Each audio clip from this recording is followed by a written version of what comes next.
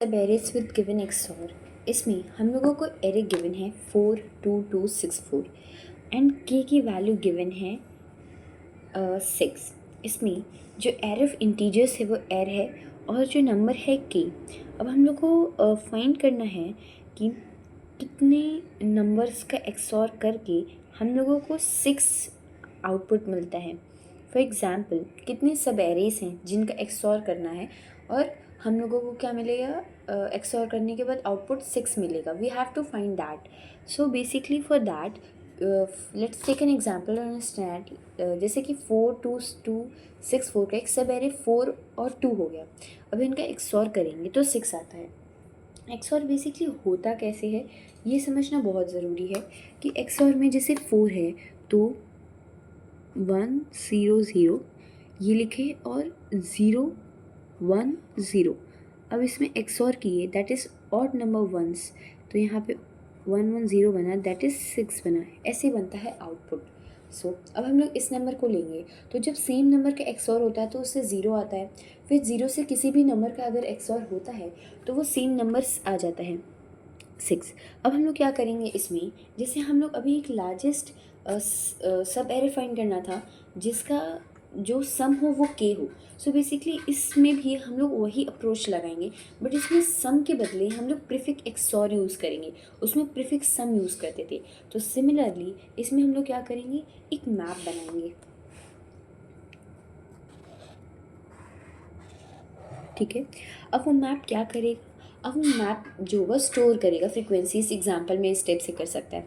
अब प्रीफिक्स और है उसकी फ्रीक्वेंसी से मैपिंग होगी। ठीक है, अब हम लोग जैसे उसमें सम बनाए थे और एक और वेरिएबल मैक्स लेंथ बनाए थे। इसमें हम लोग काउंट बनाए हैं जिसको 0 इनिशियलाइज़ किए हैं और प्रीफिक्स और जो होगा वो स्टार्टिंग में 0 इनिशियलाइज़ होगा। काउंट में बेसिकली हम लोग सब एरेज का काउंट को स्टोर करेंगे। अब इनिशियली हम लोगों को मैप 0 को 1 जो स्टोर करना यहाँ पे बहुत ज़रूरी है, क्योंकि अगर हम लोग को नंबर 6 मिलेगा सो हम लोग उसका किससे XOR कर सकते हैं। तो वहाँ पे हम लोगों को 0 स्टोर करना बहुत ज़रूरी है मैप में। आगे चलिए एग्जाम्पल के साथ मोर ये पॉइंट क्लियर होगा और वापस भी आएंगे इसको रिवाइज करने। अब यहाँ पे मैपिंग हो गई। यहाँ पे क्या हो गया, 0 से जो होगा 1 जो इसकी फ्रिक्वेंसी मैप हो गई। अब यहाँ पे फॉर लूप से हम लोग चलेंगे आगे और i इज इक्वल्स टू 0 से स्टार्ट करेंगे। ठीक है, तो सबसे पहला एलिमेंट क्या आता है, 4 आता है। अब जब 4 आया प्रीफिक्स XOR में, तो प्रीफिक्स XOR क्या किया, प्रीफिक्स XOR है वो एरे i जो भी एलिमेंट आया है दैट इज़ 4 आया है, 4 और 0 का XOR हुआ तो उससे 4 ही आया। ठीक है, अब क्या होता था उसमें हम लोग पहले सम निकालते थे, उसके बाद 3 केसेस होता है। इसमें भी पता है केसेस हैं। अगर सबसे पहले तो पहले प्रीफिक्स XOR निकाल लो, उसके बाद इफ़ कंडीशन में हम लोग को ये मैप में फाइंड करता है कि प्रीफिक्स XOR का अगर जो भी आया अगर उसका के के साथ XOR निकाले दैट इज़ गिवन नंबर के साथ, और अगर वो मैप में है तब हम लोग को काउंट में बढ़ाना पड़ता है। जैसे प्रीफिक्स XOR है, अभी तक क्या है 4 है, उसका XOR 2 है, लेकिन मैप में तो ये नहीं है क्योंकि मैप अभी हम लोगों का सिर्फ 0 है उसमें। तो सिर्फ अब हम लोग क्या करेंगे, जो भी हम लोग का प्रीफिक्स XOR आया है उसको मैप में स्टोर कर दो, that's it.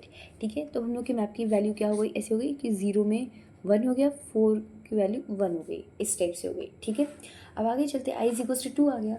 i is equals to 2 जब आया है हम लोग का प्रीफिक्स XOR क्या होगा, जो हम लोग का पुराना प्रीफिक्स XOR था उसमें हम लोग नए प्रीफिक्स XOR जो एलिमेंट आया है उसका XOR कर देंगे। पुराना क्या था 4 था, अब उसमें नया एलिमेंट क्या है 2, तो उसका XOR की 6। अब 6 XOR 6 जो आएगा तो 0 हुआ। तो ये मैप में है कि नहीं, ऑफकोर्स मैप में है, इसीलिए मैप में हम लोग 0 को स्टोर करना ज़रूरी था क्योंकि अलग से 0 तो मिलता नहीं। अगर XOR प्रीफिक्स XOR कभी 6 हो गया तो वहाँ तक की जो एरे है 4 और 2 6 आएगा, सो उसका XOR 6 करके 0 मिलता है। तो डैट इज़ वहाँ पे हम लोग को काउंट वहाँ पे बढ़ाना पड़ेगा। ठीक है, तो हम लोग का तो अभी मैप क्या हो गया, इसको मैप में स्टोर भी तो करना पड़ता है हर बार प्रीफिक्स XOR को। तो 0 का 1 फ्रीक्वेंसी, 4 का 1 फ्रीक्वेंसी, 6 का 1 फ्रीक्वेंसी, तो इस टाइप से स्टोर हो गया। ठीक है, अब आगे चलेंगे i इज इक्वल्स टू 2 पे।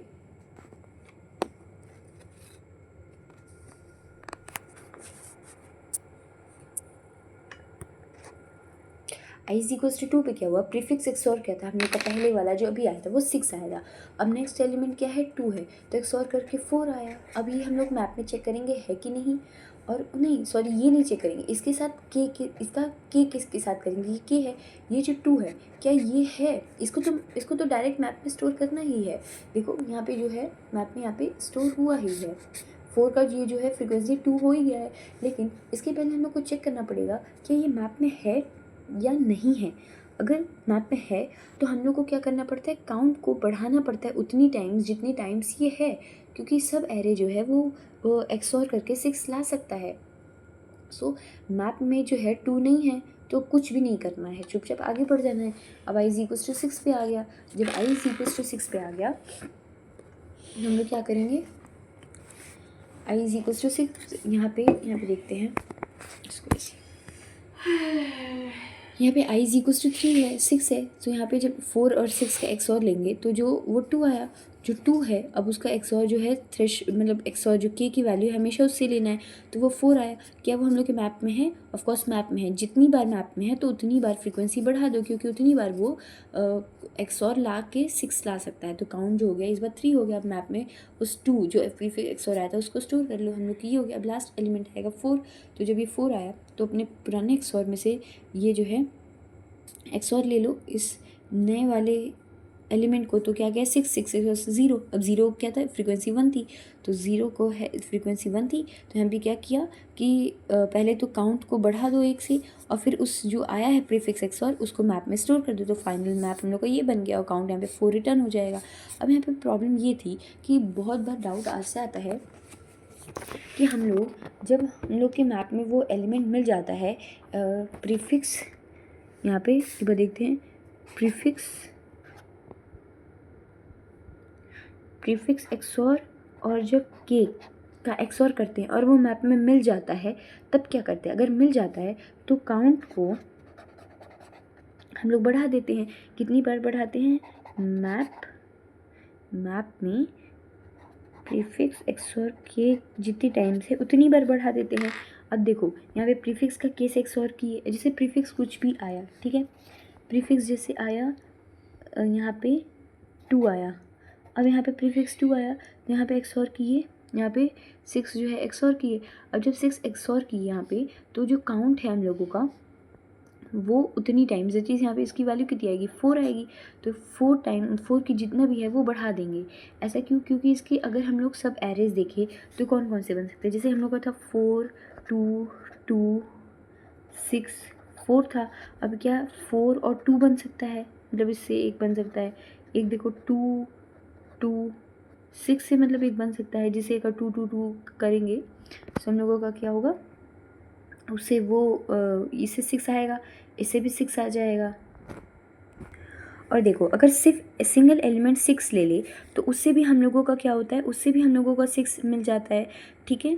और अगर हम लोग ले लेंगे कंप्लीट एरे को, अगर ले लेंगे कि 4 के साथ 2 एक्सर करो तो 6 आ रहा है, फिर इसके साथ करो तो 4 आ रहा है, फिर जैसे यहाँ पे 4 और मतलब एक्सर 4 का करो तो 0 हो जाता है, मतलब 6 से भी बस बन जा रहा है, तो टोटल हम लोग के पास 4 बन जा रहा है। तो ये बहुत ज़्यादा इंपॉर्टेंट है कि हम लोग ये वाला स्टेप ले कि काउंट में मैप के पी एक्सॉर और जो के है उसका एक्सॉर करके जितनी काउंट्स है उनको बढ़ा दें।